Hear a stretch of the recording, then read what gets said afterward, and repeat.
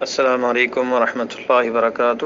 الحمد للہ رب العالمین والصلاة والسلام علی رسول الامین، اما بعد۔ ایک بھائی کا سوال ہے کہ صبح و شام کے جو اذکار ثابت ہیں، آپ صلی اللہ علیہ وسلم کا عمل تھا، سنت ہے، اور آپ نے بتایا ہے کہ اس نے صبح اتنی دفعہ پڑھا، رات کو، شام کو اتنی دفعہ پڑھا، تو اس کا وقت کیا ہے؟ دیکھیں، اس کے وقت کے تحدید میں کب شروع ہوتا ہے اور کب ختم ہوتا ہے، علماء میں اس میں مختلف اقوال ہیں۔ تو ان میں کچھ علماء کا قول یہ ہے کہ فجر میں، طلوع فجر سے لے کر صبح کے اذکار کا وقت شروع ہوتا ہے، اور ضحیٰ کے وقت، اشراق کی نماز کے وقت ختم ہو جاتا ہے سورج کے طلوع ہونے پہ۔ لیکن ان میں وقت مختار جو ہے ذکر کے لیے، یعنی افضل جو ہے، وہ طلوع الفجر ہے، سورج طلوع ہونے سے پہلے۔ اور رات کا جو وقت ہے، تو کچھ علماء کہتے ہیں کہ وہ عصر کے وقت سے شروع ہوتا ہے اور غروب شمس، سورج کے غروب ہونے پہ ختم ہوتا ہے۔ اور بعض ان میں کہتے ہیں کہ اس کا وقت جو ہے 1/3 رات کے حصے تک رہتا ہے۔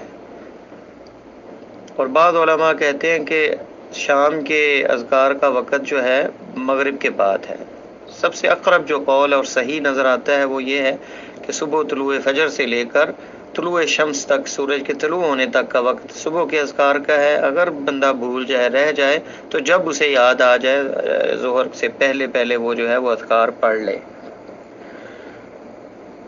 جیسے نماز قضا ہو جاتی ہے اور بندہ ادا کر لیتا ہے، اس طرح اذکار بھی پڑھے جا سکتے ہیں اگر لیٹ بندہ ہو جائے، لیکن افضل اور صحیح اور مختار وقت طلوع فجر سے لے کر سورج کے طلوع ہونے تک ہے۔ اور رات کے جو اذکار ہیں، شام کے اذکار جو ہیں، وہ عصر سے لے کر مغرب تک، اور اگر اس میں رہ جائیں تو رات کو کسی حصے میں بھی، آدھی رات سے تیسرے حصے کے رات سے پہلے جو ہے وہ بندہ پڑھ لے۔ اور اس کی تفصیل قرآن میں ابن قیم رحمہ اللہ نے اس سے استنباط کیا ہے، وَسَبِّحْ بِحَمْدِ رَبِّكَ قَبْلَ طُلُوعِ الشَّمْسِ وَقَبْلَ الْغُرُوبِ، اور اللہ کی تسبیح بیان کریں حمد کے ساتھ سورج طلوع ہونے سے پہلے اور غروب ہونے سے پہلے۔ یہ سورہ قاف کی 39 نمبر آیت ہے۔ اور یہ اس چیز کی تفسیر ہے جس میں احادیث میں آتا ہے کہ جس نے کہا جب وہ صبح ہوتی ہے، وحین یمسی، جب شام ہوتی ہے تو یہ کہے، تو اس سے مراد یہ ہے قبل طلوع الشمس اور قبل غروبہا، یہ اس کی جگہ ہے کہ عصر سے لے کر مغرب تک، اور طلوع آفتاب صبح سے لے کر جو ہے سورج کے طلوع ہونے تک، فجر سے لے کر طلوع شمس تک، طلوع فجر سے لے کر سورج کے طلوع ہونے تک، یعنی فجر کے وقت سے لے کے جب تک اشراق کا وقت ہو جاتا ہے اس وقت تک۔ اور اللہ تعالیٰ کا فرمان ہے وَسَبِّحْ بِحَمْدِ رَبِّكَ بِالْعَشِيِّ وَالْإِبْكَارِ، یہ سورہ غافر کی 55 نمبر آیت ہے۔ اور اپنے رب کی تسبیح بیان کریں،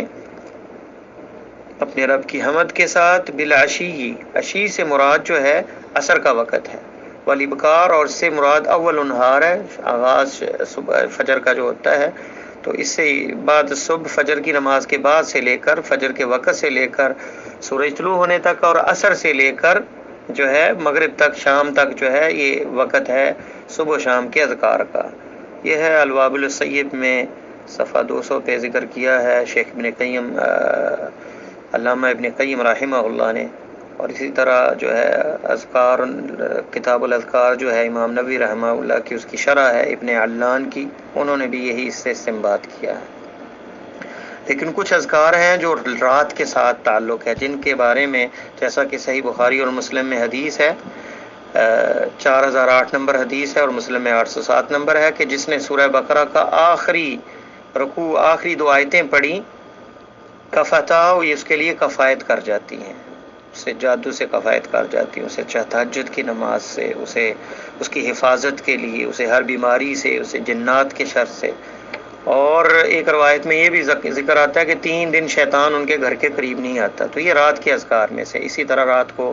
آیت الکرسی پڑھنا، جو کہ ابو ہریرہ رضی اللہ تعالیٰ عنہ کی حدیث میں آتا ہے کہ اللہ کی طرف سے صبح تک ایک محافظ ہوتا ہے، یہ رات کے اذکار ہیں۔